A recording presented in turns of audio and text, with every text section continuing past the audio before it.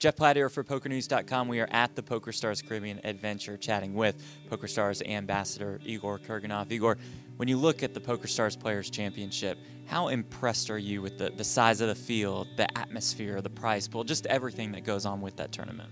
I mean, it went within the top percentile well. Like I would have been happy initially if it had 800 plus players. I felt like that was a must to hit. And getting over 1,000 is amazing. Having the first prize over 5 million is insane. Like it's the biggest one outside of the main event right now. It's just so good. It's bigger than the 300K buy-in I played recently. Like it's crazy, and it feels like a main event. And then you look at the buy-in and you're like, whoa. Yeah. With PokerStars giving away more than 300 platinum passes, with PokerStars adding $1 million to first place, make you kind of proud to be a part of this team? Oh, absolutely. Like this is such a good event, and the many like stories and opportunities that have been created for these like hundreds of people, and also their spouses, partners, friends, etc., that come along, that have a good time here. Like there's so many people that came up here and were like really excited. And what also was a bit different to like usual qualifiers when they win is like these people actually really came for an experience. Like right. They weren't even that sad when like two Russians approached me, they just busted, but they were just so happy to have had this whole experience. That's great. You and Liv had 2 platinum passes to give away yourselves, so take us through the next great poker brain challenge. It was fun to do the challenge that we did, which was we generated a set of puzzles, and we were not filtering, but rather collecting points from 4 rounds and then getting the final 10. And out of those, 2 people were the best puzzle masters, I guess. And we started with 2,500 people, so the 2 are really capable to think through difficult problems. And it was also great to meet them because they're just obviously like very smart and interesting individuals, as you would expect. And Natalie Tay actually ran deep before in the UPT Prague as well, and like had a chip lead at some point, and I was messaging with her. It was pretty exciting. In the end, both of them busted on day 2, unfortunately. But still, I mean, they got the thing for solving puzzles that otherwise you solve in a newspaper. I guess not anymore nowadays, but used to do and like not get anything for. So it's still a pretty neat experience, I'm sure. Yeah, like you said, it was probably all about the experience for them. For you, you mentioned that 300K earlier. You're coming off a 6th place finish in Super High Roller Bowl 5. What was that tournament like for you? Are you pretty proud of that effort? Well, I'm still down in those. I've played. This was my 5th now that I've played. The buy-ins add up in those. Yeah, the buy-ins do add up.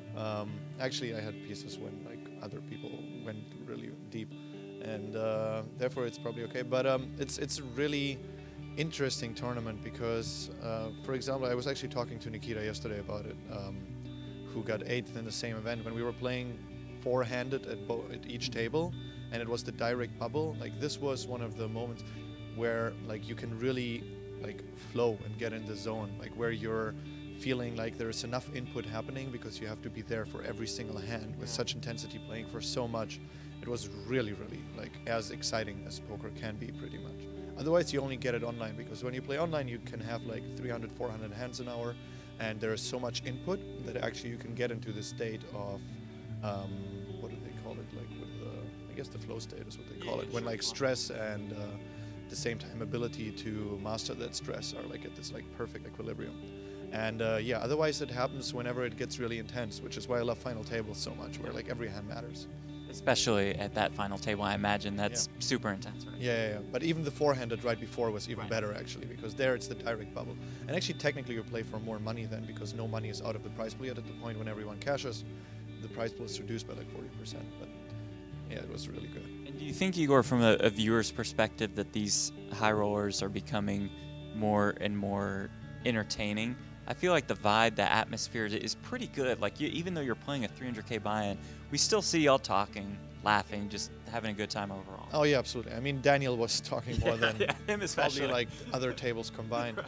But it is still, I think it's just like naturally, socially that way, because most of these players have been together at a table so often already in the past that they know each other to a degree, and you don't just sit with like 6 people you know at a table and don't say a word. Like that's just not how it goes.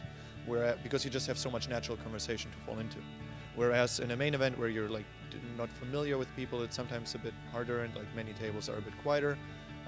But here, just everyone knows everyone, and it's kind of makes it a bit more fun, because also the intrigue is kind of like running deeper. I don't know if that's the right word, but like the history that you have about like the previous plays, like your own little ideas of how you maybe should adjust here because they think about it like this and they know that I do, etc. It's fun.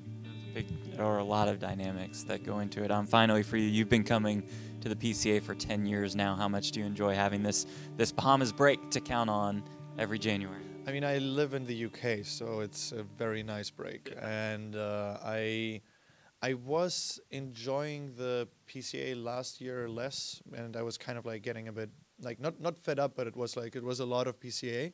But this year just changed it so drastically because PokerStars stepped up their game a lot, like not only with this tournament, but also just the like the walk into the room is amazing. Like it really like gives you goosebumps along the way with all the screens out. The Atlantis actually also upgraded in some ways. There were like the pools looked a bit nicer.